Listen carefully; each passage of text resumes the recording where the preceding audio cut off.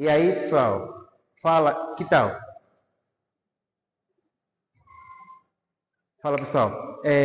Sejam bem-vindos a mais um vídeo. E hoje a gente vai falar de citologia. Mais uma vez, citologia. Mas não é introdução, não é qualquer coisa da citologia, não. Hoje a gente vai falar de membrana plasmática. Como eu havia dito, havia prometido no vídeo passado que a aula seguinte seria de membrana plasmática. Então, hoje estamos aqui para descascar tudo que você precisa saber sobre a membrana plasmática. Então, vamos começar. Pessoal, temos aqui a membrana plasmática, que é um envoltório, né, comum a todas as células. Como vocês podem ver, a membrana plasmática ela é um envoltório celular comum a todas as células, sejam elas procarióticas ou eucarióticas. O que isso quer dizer? Isso quer dizer que a membrana plasmática ela é encontrada em todas as células, seja ela procariótica ou eucariótica, seja ela ainda animal ou vegetal. Conclusão: tudo que é célula possui membrana plasmática. Imagina só se existisse célula sem membrana plasmática. Isso não seria célula. Ok, pessoal, continuando, já estou a brincar mal, né? Mas é importante, pessoal, é muito importante falar um pouco, né? Para ver se isso não te assusta. Porque quando você fica muito sério, te assusta. Enfim, temos aqui as características gerais, ou seja, características comuns a todas as células, ou seja, característica comum a todas as membranas plasmáticas. Temos aqui a membrana plasmática, ela é semipermeável. O que quer dizer que ela é semipermeável? Quer dizer que ela tem uma permeabilidade seletiva. Dizer que ela é semipermeável é dizer que ela não permite que tudo que queira entrar na célula entra, ou seja, tudo que queira sair na célula saia. Ela seleciona quem tem que entrar na célula, quem não tem que entrar, quem tem que sair de dentro da célula e quem não tem que sair de dentro da célula. Então, isso chama-se permeabilidade seletiva. O ser semipermeável é uma propriedade que nós chamamos de permeabilidade seletiva. Ou seja, a membrana plasmática ela tem a capacidade de selecionar o que entra, o que não entra, o que sai e o que não sai dentro da célula. Certo? Até aqui? Que bom. Temos aqui a membrana plasmática, ela está presente em todas as células, como eu havia dito, eucariótica, procariótica, animal, vegetal, célula das bactérias, célula dos fungos. Tudo que é célula tem membrana plasmática, portanto, ela está presente em todas as células. E temos aqui o tamanho da membrana plasmática. Pessoal, qual é o tamanho da membrana plasmática? Qual é? Pausa o vídeo e responda. Já? Ok, vamos comigo. Pessoal, a membrana plasmática ela é muito pequena. Ela tem uma espessura muito pequena, ou seja, ela varia de 5 a 10 nanômetros. 5 a 10 nanômetros. O que é um nanômetro? Pessoal, um nanômetro é 1 dividido por 1 bilhão. Não 1 milhão, não 1 milhão, 1 bilhão. Ou seja, vamos pensar numa fita métrica, né? Uma fita métrica. 1 metro de uma fita, 1 metro, dividir este 1 metro por 1 bilhão. 1 metro dividido por 1 bilhão, não 1 milhão, 1 bilhão. Ou seja, é um tamanho muito pequeno. Então, a membrana plasmática ela varia de 5 nanômetros a 10 nanômetros. dependendo aí do tamanho da célula, se é mais grande ou mais pequena, dependendo ali do tamanho da célula. E ela é lipoproteica. Dizer que é lipoproteica, o que significa? Pessoal, isto aqui significa que ela é formada de lipídios e proteínas. Como podem ver aqui, temos aqui uma imagem de uma membrana plasmática. Esta aqui, claro, depois vamos falar muito bem disto aqui, mas é só para fazer entender o que quer dizer lipoproteica. Tem aqui uma bicamada fosfolipídica, ou seja, uma camada formada por lipídios e proteínas. Essas são proteínas, gente. Por isso que o nome vem lipoproteica. Por quê? É formada de lipídios e proteínas. Calma. Aqui eu falo um pouco mais disso aí. É só para te fazer entender o termo lipoproteica. E ela também tem um movimento que nós chamamos de mosaico fluido. Mosaico fluido é uma propriedade que a membrana tem de ficar assim, se movimentando. Pessoal, este mosaico fluido é dado graças a essa gordura aqui, a esses lipídios. Esses vermelhos que estão aqui. Não esses pequenos que estão aqui. Chamados de colesterol.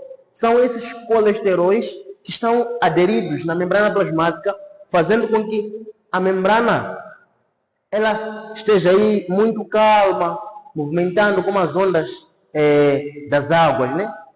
Se não tivesse esse colesterol aqui, a membrana estaria desordenada de qualquer maneira. E isso não seria bom para os seres vivos, se as suas células estivessem com a membrana balanceando de qualquer maneira. Então, esta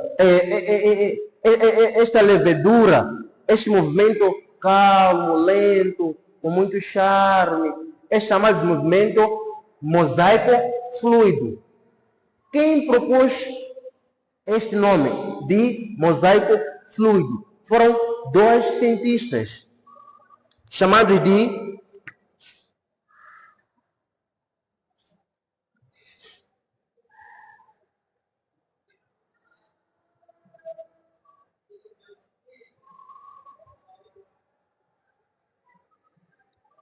Pessoal, o modelo chamado de mosaico fluido, que é a membrana plasmática estar ali numa calma, bem tranquila, foi proposto por dois cientistas, chamados, um deles é Singer, outro é Nicholson. Singer e Nicholson são dois cientistas que proporam este modelo de mosaico fluido, certo? Já notaram? Beleza. Então, pessoal, essas são as características gerais, né? Se não entendeu, volta ao vídeo, assista um pouco mais, que você vai entender. Eu sei que você tem esta capacidade. Agora temos aqui a estrutura da membrana plasmática. Pessoal, a membrana plasmática ela é formada por duas partes, na verdade. Esses fosfolipídios, estão a ver essas coisinhas aqui? São essas aqui. Isto e isto aqui. Essas coisas de baixo, esses de cima. É isto e isto. Chama-se fosfolipídio. Por quê? Porque esta cabeça aqui é um fosfato. É formado por um grupo fosfato. E essas caudas aqui são lipídios, ou seja, são gorduras. Lipídios que se juntam a este grupo fosfato. Por isso que se diz que a membrana plasmática ela é fosfolipídica. Por quê? Porque é formada por um grupo fosfato, né? Grupos fosfatos e os lipídios, as gorduras. Então, esta aqui é a estrutura de uma membrana plasmática. Mas claro, aqui a gente fala um pouco mais a fundo aí para você entender exatamente o que você tem que entender. Porque eu sei que você é capaz, você vai entender, certo? Então, pessoal, qual é a função da membrana plasmática? Temos aqui proteção, claro. Ela protege a célula, né? Como é que ela protege? Revestindo, ou seja, proteção e revestimento. A membrana plasmática, ela protege o conteúdo citoplasmático, as organelas, a parte líquida, né, que é o citoplasma, tudo que está dentro da célula é envolvido por uma membrana. Então, ela protege a célula, protege como? Revestindo ela. Por isso que é proteção, revestimento e seleção. Como eu havia dito, ela seleciona o que entra, o que não entra, o que sai, o que não sai. Ou seja, é como se fosse um guarda, né? Ali um guarda muito charmoso aí, bonito, controlando quem entra, quem não entra, quem tem bilhete, quem não tem bilhete. É isso aí. Então, essa seleção, essa capacidade que ela tem de selecionar quem entra, quem não sai, chama-se permeabilidade seletiva. É uma propriedade dada à membrana plasmática. Portanto, essa é a função da membrana plasmática, certo? Então, pessoal, aqui nós temos uma ilustração, né, da membrana plasmática. É como se fosse é como se fosse uma coisa redonda. É como se fosse esta membrana aqui. Ela é redonda. Imaginem assim. E a gente tirou uma parte, jogou aqui para poder ilustrar. Temos essa camada aqui, formada por um fosfato. Essa bolinha aqui é esta, né? São essas bolinhas, esta e esta. E esses fios, né? Esses fios que a gente chama de lipídios, ácidos graxos. Esses aqui você pode chamar de ácidos graxos, ou ácidos grossos, ou ainda ácidos gordos. Você que escolhe. Ácidos graxos, ácidos grossos ou ácidos gordos. Mas o que mais cai é ácidos graxos, que nada mais são do que lipídios. Essas caudas aqui são essas aqui. Então, entre essas caudas aqui tem proteínas. Por isso que eu disse que a membrana plasmática ela é lipoproteica, porque é formada por lipídios e proteínas. Temos aqui os lipídios, os fosfatos e temos aqui proteínas. Pessoal, a classificação das proteínas na membrana plasmática ela varia com o tipo de proteína que estamos a nos referir. Por exemplo, temos aqui a proteína chamada de proteína integral ou proteína transmembranar. Por que integral ou por que transmembranar? Por quê? Porque ela atravessa toda a membrana. Esta vermelha aqui é proteína. Esta aqui também, esta aqui também, esta aqui também são proteínas. Mas como vocês podem ver a diferença, tem uma proteína que atravessa e tem outras proteínas que estão do lado de fora da célula. Imagina que esta aqui é a região de fora da célula e daqui é a região de dentro, a região onde temos aqui o citoplasma. Então imagina que esta aqui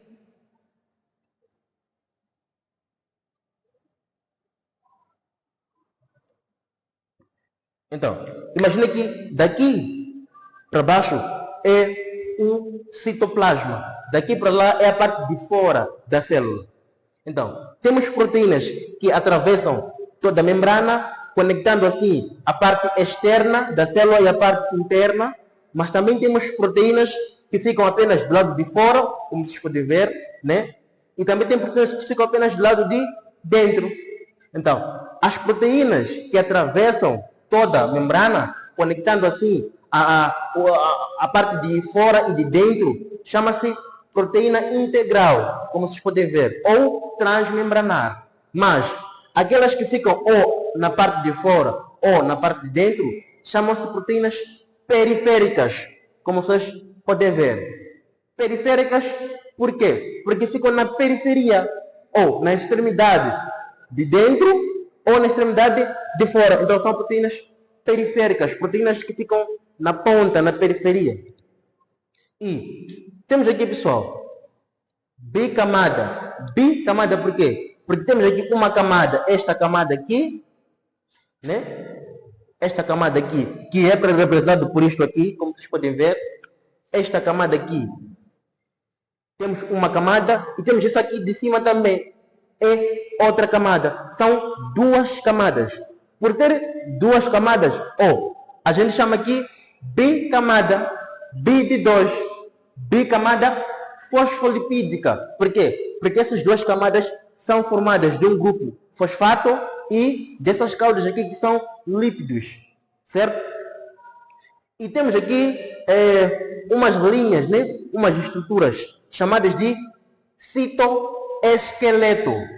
Citoesqueleto, cito, como eu havia dito na aula de introdução à citologia, quer dizer célula. E esqueleto, você não sabe o que é esqueleto? Não sabe? Sabe? Esqueleto é mesmo esqueleto. Então, citoesqueleto é o esqueleto da célula. Esses túbulos, que nós chamamos de microtúbulos, ou ainda túbulos intermediários. Existem vários tipos de tubos, ou seja, são 3 tipos de túbulos que formam o citoesqueleto, mas o mais comum são os microtúbulos.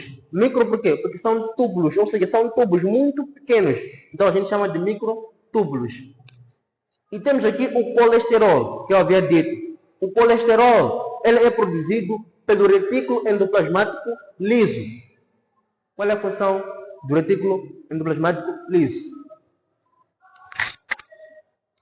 Produção de lípidos. Então, esse lípido aqui também é produzido pelo retículo endoplasmático liso dentro da célula, e esse lípido aqui, este colesterol, vai atuar aonde?